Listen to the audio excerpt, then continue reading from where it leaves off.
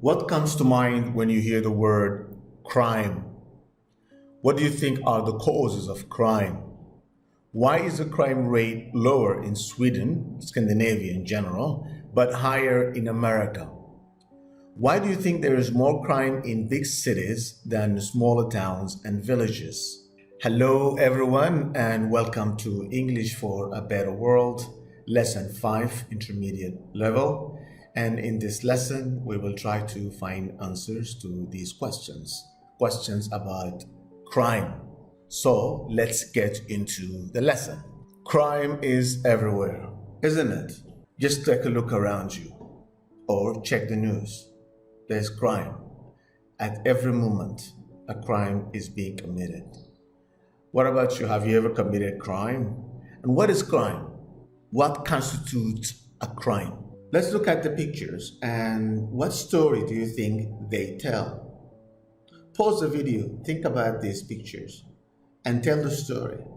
So in this lesson, we will look at the link between income inequality and crime. You will learn to talk about crime. You will also learn a new grammar tense, past continuous tense. And finally, we will look at different views on crime. Now let's explore the causes of crime. And let's ask some people about their idea of what they think the causes of crime are. So, James, why do people commit crime? I live in the USA's worst city, meaning highest robberies, homicides, rape, fraud, car accidents, and so on. They commit crime specifically because they have not the slightest worry or care for life. I have seen this in action. They don't care about tomorrow. It cannot be stopped. Well, obviously, James thinks that the criminals are to blame for crime. What do you think, guys? Well, Muhammad, why do people commit crime? One of the reasons I think is because of poor choices being made. Another is laziness. For example, someone who doesn't have a job and doesn't bother to find ways to get a job will be without money, so they will choose to steal what they need in order to survive. Well, here again, Muhammad seems to share the same idea as James when it comes to the causes of crime. What do you think, guys? Do you agree? Sarah, why do people commit crime? People commit crimes due to anomie, which is the discrepancy between the goals held by society and the inability to reach those goals. So if a person's goal is to be rich, the American dream, then they might rob a bank to fulfill this goal. Well, so here, Sarah doesn't agree with Muhammad and Janice, and she thinks that it's not the individual, it's the social structure itself. Now, let's hear from Iman. Why do people commit crime? People commit crimes for some of these reasons: economic, power, greed, anger, jealousy, passion, boredom, fear, peer pressure, opportunity, vandalism, failure of self-direction, lack of moral judgment and character, because they do not see the benefits of adhering to conventional social values, a pervading emphasis on being successful. Well, Iman lists a lot of causes, right? So guys, who do you agree with? What do you think? What are the causes of crime? Why do people commit crime? Now to our dialogue, and the dialogue will hopefully answer some of the questions raised at the beginning of this lesson. So take a good look at the pictures to get an idea of what the dialogue is about, read the questions, and then listen carefully and answer the questions. John, have you heard about the people who were walking down the street when they were shot dead by a 16-year-old boy? Ali, how terrible. What happened? John, apparently the boy asked them for money, and as the man was taking out some money from his pocket, the boy freaked out and gunned them down. Chico, crime rate is on the rise and governments aren't doing anything about it. They focus too much on putting more police on the streets and forget about dealing with the real causes of crime. John, I totally agree. It's very clear that poverty is the prime cause of crime, but as you said, they think the problem is that there isn't enough police force and prisons. Ali, actually, the main culprit is income inequality. You see, the higher income inequality is, the higher the crime rate. Take the US as a case in point. The US has the highest income inequality in the industrialized world, and as a result, it has the highest crime rate, and the reverse is equally true. Chico, I think you mean Scandinavia, where the level of income inequality is very low, and so crime rate is correspondingly low. This is the main reason because income inequality leads to all sorts of mistaken values. John, does that mean we can't get rid of crime unless we get rid of income inequality? Ali, absolutely. You see, when there is a huge disparity between rich and poor, it creates a mentality where people come to associate their sense of themselves with what they have. Crime, in all its forms, is an indication of social pathology, and as such, nothing short of transforming the whole system can eliminate crime.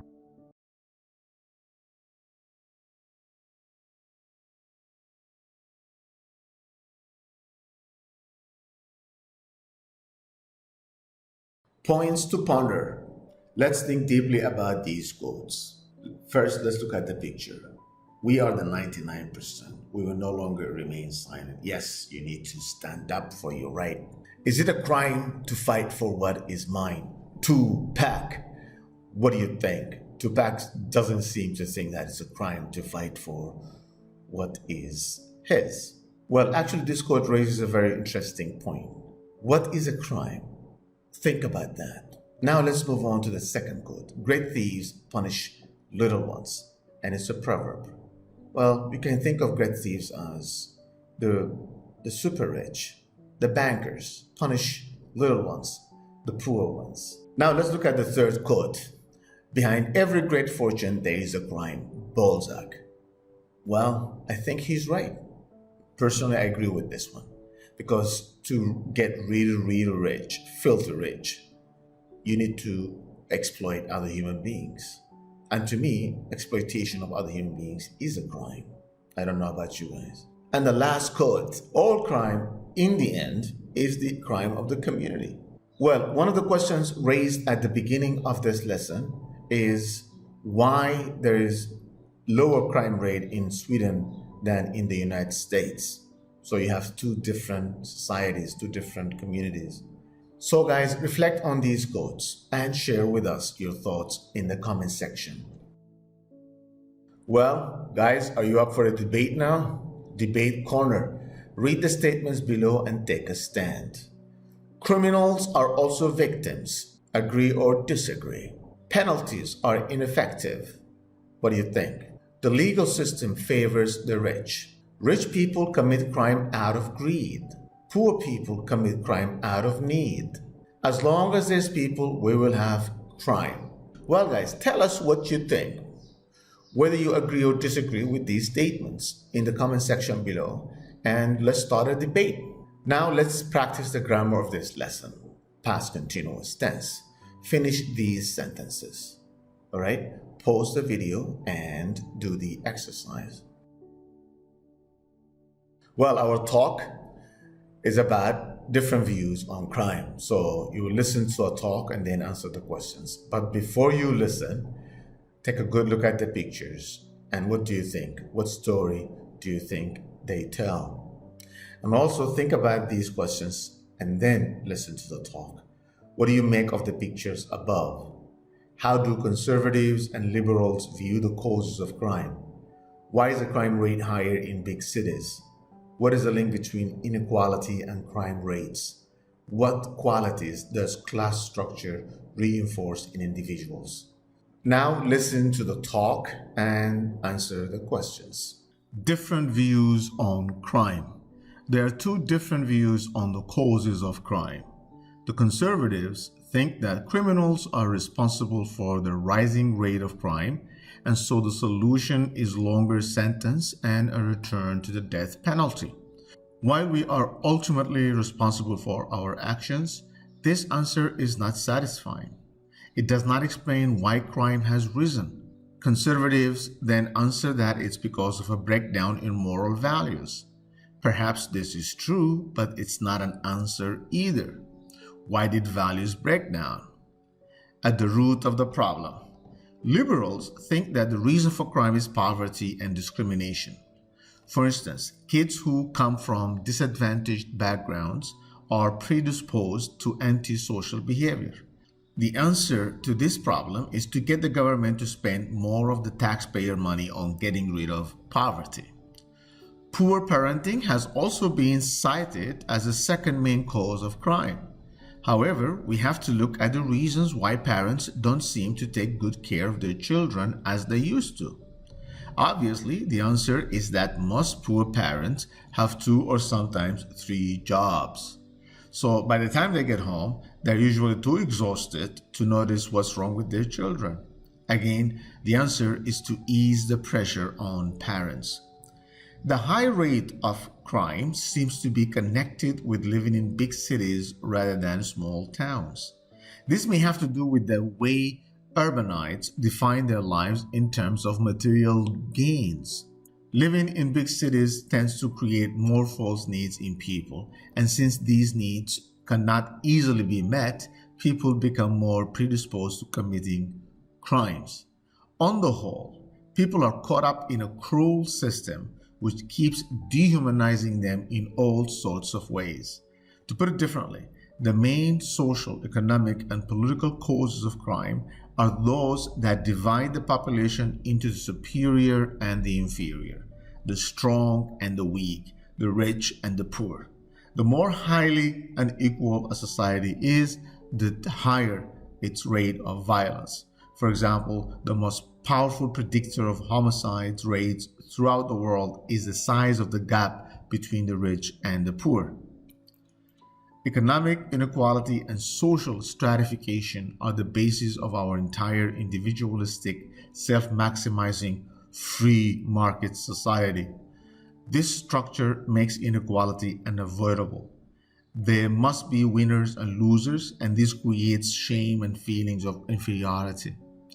When we look at the stress, pain, and the million of deaths caused by this violent global inequality, we see that it's at the heart of every type of social stressor.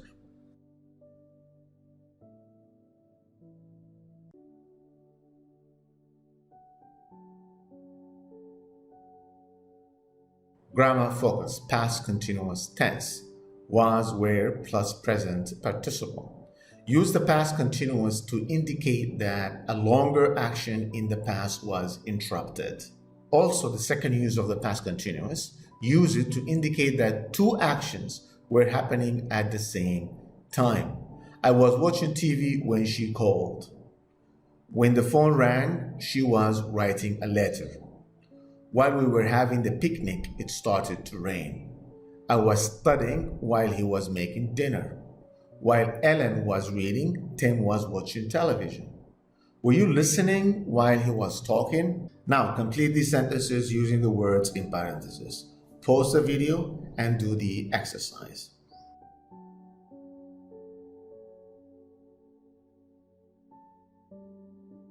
Well, this is the end of our lesson on crime. But as usual, let's consider some take-home message. What have you learned from this lesson about crime? Is it ever okay to commit a crime? What do you think? Should crime be treated as a kind of disease? Is crime relative? And finally, what is the best remedy for crime? Think about these questions. Well, in our next lesson, we will look at the concept of success. Okay, so see you next week.